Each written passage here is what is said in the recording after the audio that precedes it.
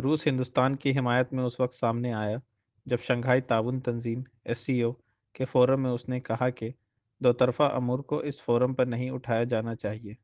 ये पेशरफ्त उस वक्त सामने आई है जब पाकिस्तान की जानिब से मजाजी इजलास में भारत पाकिस्तान मामलात को उठाने की कोशिश की गई। दिल्ली में रूसी नायब एलची रोमन एन बाबुश्किन ने कहा, यह एससीओ चार्टर और एससीओ बुनियादी दस्तावेज़ात का एक हिस्सा है जिसमें दो तरफ़ा मसाइल को एजेंडे में नहीं लाना है। तमाम मेंबरों पर वाज़ा किया गया है कि कसीरल जहती ताउन की तरक्की की खातिर इससे गुरेज कर किया जाना चाहिए।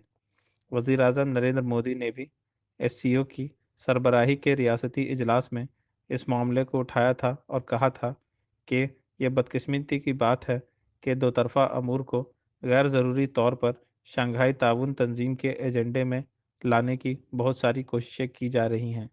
यह एससीओ चार्टर की खिलाफ वर्जी है।